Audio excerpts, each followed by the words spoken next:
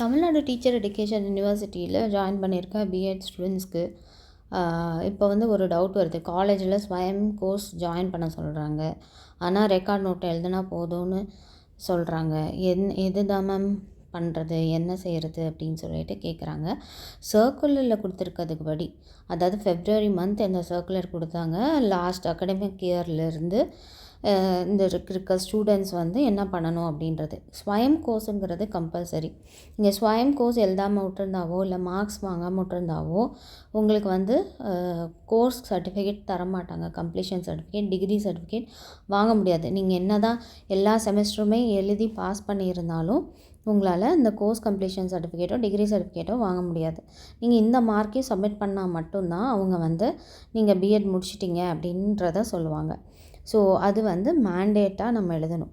எல்லா எக்ஸாமும் எழுதி பாஸ் ஆகிற மாதிரி இதையும் எழுதி நம்ம பாஸ் பண்ணி வச்சுருக்கணும் அப்படிங்கிறது தான் வந்து ஒரு ரூலாக வந்துச்சு. பட் அதுக்கப்புறமேட்டு என்ன பண்ணாங்கன்னா, நிறைய பேர் வந்து அவங்களால எழுத முடியல அப்படிங்கிற காரணத்துக்காக இதை வந்து மாற்றி கொஞ்சம் அனுப்பிச்சாங்க. அதாவது இங்கே இருக்கிறத படித்தா மட்டும் போதும் பாருங்கள். தேசிய தேர்வு முகாமையில் நேஷ்னல் டெஸ்டிங் ஏஜென்சி நடத்தப்படுகின்ற ஆன்லைன் ஸ்வயம் படிப்பினை முடிப்பதற்கு கிராமப்புற மாணாக்கர்கள் பல்வேறு இடர்பாடுகளை சந்திப்பதாகவும் அதற்கு மாற்று வழிமுறைகளை பாடத்திட்டத்தில் ஏற்படுத்த வேண்டும் எனவும் கல்வியாளர்கள், மாணாக்கர்கள், கல்லூரி முதல்வர்கள், நிர்வாகிகள் கடந்த சில ஆண்டுகளாக கோரிக்கைகள் இப்பல்கலைக்கழகத்தில் பெறப்பட்டது. அதன் அடிப்படையில் பல்கலைக்கழகத்தின் கல்விக்குழுவின் பரிந்துரையின்படி ஆட்சி மன்ற குழுவின் அனுமதியோடு கீழ்கண்டவாறு புதிய வழிமுறைகளை ஏற்படுத்த உள்ளது. ஸோ இது வந்து நியூவான ரூல். எதுக்காகனா, கிராமத்தில் இருக்கவங்களால அப்ளை பண்ணிவிட்டு அவங்க ஒரு எக்ஸாம் சென்டர் போடுறாங்க, அங்கே போக முடியல, நிறைய அவங்களுக்கு வந்து கஷ்டங்கள் இருக்கிறதுனால எல்லா பிஎட் ஸ்டூடெண்ட்ஸ்க்குமே ரிப்பீட்டடாக இந்த ப்ராப்ளம்ஸ்லாம் வந்தது. ஒரு டைம் பார்த்திங்கன்னா ஒரு இயரில் என்ன பண்ணாங்க, சரி சென்ட்ரல் கவர்மெண்ட்டுக்கு கொடுக்குற அந்த கோர்ஸ் வேண்டாம், தமிழ்நாடு டீச்சர் எஜுகேஷன் யூனிவர்சிட்டியில் ஒரு கோர்ஸ் கொடுப்பாங்க அப்படின்னு சொல்லி அந்த கோர்ஸையும் அட்டன் பண்ண சொன்னாங்க அந்த பேட்ச் ஸ்டூடெண்ட்ஸை.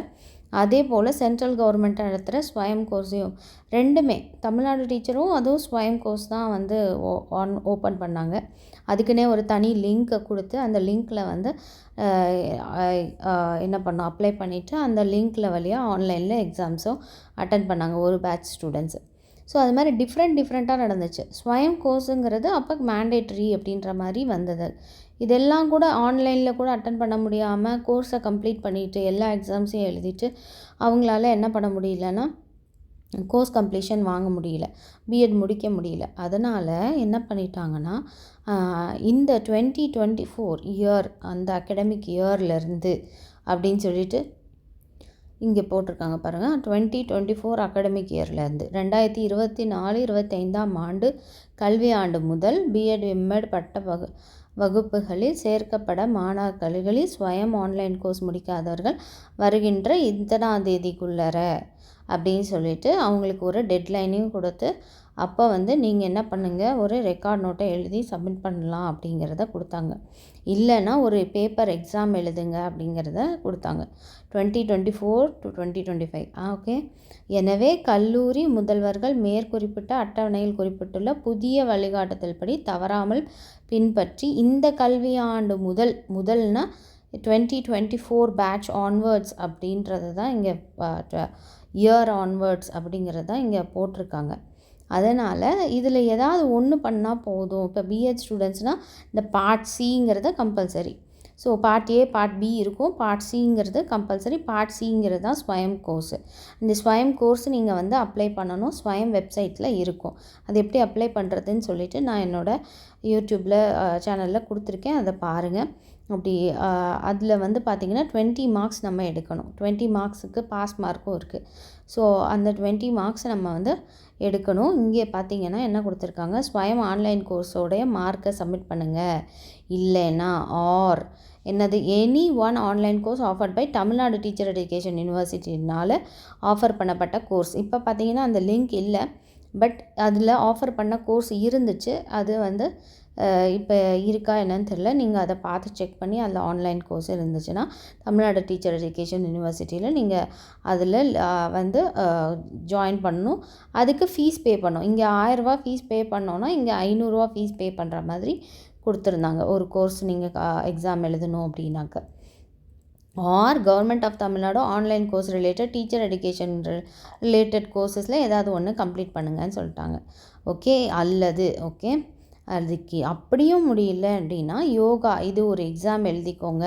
சிலபஸ் வந்து கீழே இருக்குது, அதை ஃபாலோ பண்ணி எழுதுங்க அப்படின்னு சொல்லி இது எக்ஸாம் இல்லை, இது ரெக்கார்ட் நோட் புக் எழுதுங்க அப்படின்னு சொல்லிட்டு கொடுத்தாங்க. இல்லைன்னா இந்த ரெக்கார்ட் நோட் எஜுகேஷன் டெக்னாலஜி அப்படிங்கிற ஒரு ரெக்கார்ட் நீங்கள் சப்மிட் பண்ணுங்கள். இல்லை yoga health and physical education ரெக்கார்டை வந்து சப்மிட் பண்ணுங்கன்னு பிஎட் ஸ்டூடெண்ட்ஸ்க்கு கொடுத்தாங்க. எம்எட் ஸ்டூடெண்ட்ஸ்க்கு இதை என்ன சொன்னாங்கன்னா 2 online courses offered by TNDU are government of Tamil Nadu. அப்படி இல்லைன்னா ஆன்லைன் கோர்ஸ் சப்மிட் பண்ணுங்கள். இல்லைனா தியரி பேப்பர் 2 எழுதுங்க. Child rights and education research ஸ்கில்ஸ்னு எழுதி நீங்கள் பாஸ் பண்ணிடுங்க அப்படின்றத அவங்களுக்கு கொடுத்தாங்க. இது வந்து 2024 பேட்ச் ஆன்வர்ட்ஸ் கொடுத்ததுனால எல்லாருக்குமே ரெக்கார்ட் நோட் எழுதுனா போதும் அப்படிங்கிறதான் இருக்குது. இப்போ நியூ கவர்மெண்ட் வந்திருக்கு, நியூ ரூல்ஸ் இருக்கா என்னன்னு தெரியல.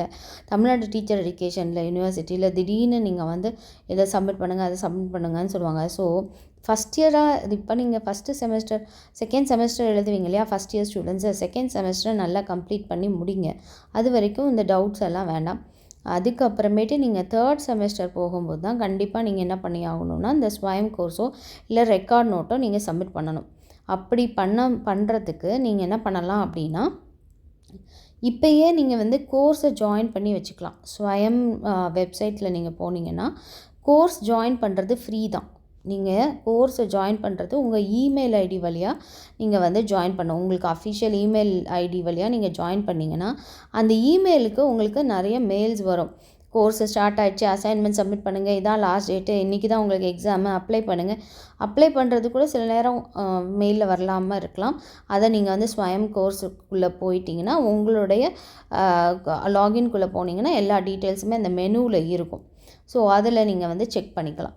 ஸோ என்ன பண்ணுங்கள், இப்போயே நீங்கள் வந்து கோர்ஸ் ஜாயின் பண்ண சொல்கிறாங்க, உங்களுக்கு லீவ் கிடைக்கிற மந்த்து இந்த மாதிரி இருக்கிறது. டீச்சர் எஜுகேஷன் கோர்சஸ் தான் பண்ணணும், எல்லா கோர்ஸஸையும் பண்ணக்கூடாது. ஸ்வயம் கோர்ஸில் டீச்சர் எஜுகேஷனுக்கு என்னென்ன கோர்ஸ் வந்து ப்ரிஸ்கிரைப் பண்ணுறாங்களோ அந்த கோர்ஸ் மட்டும் தான் பண்ணணும்.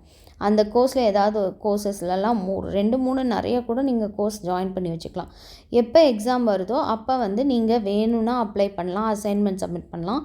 அப்படி அந்த டியூ டேட் கொடுத்துருப்பாங்க, அதுக்குள்ளே அசைன்மெண்ட் சப்மிட் பண்ணணும் அங்கே. ஓகே, ஸ்வயம் ஆன்லைன் கோர்ஸில். அதுக்கப்புறமேட்டு என்ன பண்ணணுன்னா எக்ஸாமுக்கு அப்ளை பண்ணணும். எக்ஸாமுக்கு அப்ளை பண்ணுறதுக்கு 1000 கட்டணும். 1000 ருபீஸ் நீங்கள் பே பண்ணிவிட்டு அன்றைக்கி டேட்டு வந்து உங்களுக்கு ஹால் டிக்கெட் எல்லாமே வந்து ஆன்லைனில் வந்துடும். நீங்கள் அதை எடுத்துகிட்டு எந்த எக்ஸாம் சென்டரோ அந்த எக்ஸாம் சென்டரில் போய் கம்ப்யூட்டரில் நீங்கள் இந்த எக்ஸாம்ஸை அட்டன் பண்ணுற மாதிரி இருக்கும். Online courses. ஸோ மார்க்ஸு உங்களுக்கு கிடைக்கிற மாதிரி இருக்கும். அதனால் நீங்கள் என்ன பண்ணுங்கள், அப்ளை பண்ணி வச்சுக்கோங்க. இல்லை இன்கேஸ் ரெக்கார்ட் மட்டும் போதும்னு சொன்னாங்கன்னா ரெக்கார்ட் மட்டும் எழுதி கொடுத்துட்டா போதும். ஏன்னா 20 மார்க்ஸுக்கு தான். நீங்கள் இவ்வளோ காசு கட்டி இவ்வளோ எஃபர்ட் எடுக்கணும்னு அவசியம் இல்லை. அந்த ரெக்கார்டை நீங்கள் வந்து சப்மிட் பண்ணலாம். அது ஒரு 30 பேஜ் எழுத சொல்லுவாங்க, அவ்வளோதான். இல்லை ஒரு 40 பேஜ் எழுத சொல்லலாம். 40 to 50 பேஜஸ் எழுத சொல்லுவாங்க. அதை நீங்கள் சப்மிட் பண்ணிட்டீங்கன்னா உங்களுக்கு 20 அவுட் ஆஃப் உங்கள் காலேஜில் கொடுப்பாங்க மார்க்ஸு. நீங்கள் எப்படி அழகாக சப்மிட் பண்ணிருக்கீங்க அதை பொறுத்து இருக்குது. ஸோ அதனால் இப்போதைக்கு நீங்கள் உங்களை காலேஜில் நீங்கள் வந்து ஜாயின் பண்ணுங்கன்னு சொன்னாங்கன்னா நீங்கள் வந்து ஒன்றுமே இல்லை, அது சென்ட்ரல் கவர்மெண்ட்டோடைய கோர்ஸ்னால அது உங்களுக்கு வேலிட் தான். பின்னாடி சென்ட்ரல் கவர்மெண்ட் டீச்சராக நீங்கள் போனீங்கன்னாலும் இந்த கோர்ஸ் எல்லாம் வந்து உங்களுக்கு வேல்யூட் தான், ஆடட் அட்வான்டேஜ் தான். ஸோ அதனால் நீங்கள் என்ன பண்ணிக்கலாம், ஸ்வயம் கோர்ஸை நீங்கள் ஜஸ்ட்டு ஜாயின் பண்ணி வச்சுக்கலாம். ஜாயின் பண்ணிவிட்டு நீங்கள் அப்ளை பண்ணி எக்ஸாம் எழுதணுமா இல்லை ரெக்கார்ட் நோட்டான்னு சொல்லிவிட்டு உங்களுக்கு என்ன செய்வாங்கன்னா தேர்ட் செமஸ்டரில் உங்களுக்கு சொல்லுவாங்க. ஸோ தேர்ட் செமஸ்டரில் சொல்லும்போது எது உங்களுக்கு ஈஸியாக இருக்குது, எது உங்களுக்கு கம்ஃபர்டபுள் இந்த தேர்ட் செமஸ்டருக்குள்ளே முடிக்கிறது அப்படிங்கிறத பார்த்துட்டு நீங்கள் வந்து அதில் நீங்கள் சேர்ந்துக்கோங்க. ஓகே, ஸோ நிறைய பேர் இந்த டவுட்டு கன்ஃபியூஷனாக இருக்குது அப்படின்னு சொல்கிறாங்க. காலேஜில் சேர சொல்கிறாங்க ரெக்கார்ட் நோட் போதுன்றதுக்கு. பட் நீங்கள் வந்து இதில் பார்த்துக்கோங்க, எது உங்களுக்கு ஆப்டாக இருக்கோ அதை மாதிரி நீங்கள் சேர்ந்துக்கோங்க. இது வந்து சேஃபர் சைடாக நீங்கள் சேர்ந்து வைக்கிறது நல்லது. எக்ஸாம் அப்ளை பண்ணுறதோ எழுதுகிறதோ வந்து அக்கார்டிங் டு அந்த இயரில் என்ன சொல்கிறாங்களோ அதன்படி உங்கள் காலேஜில் நீங்கள் ஃபாலோ பண்ணலாம்.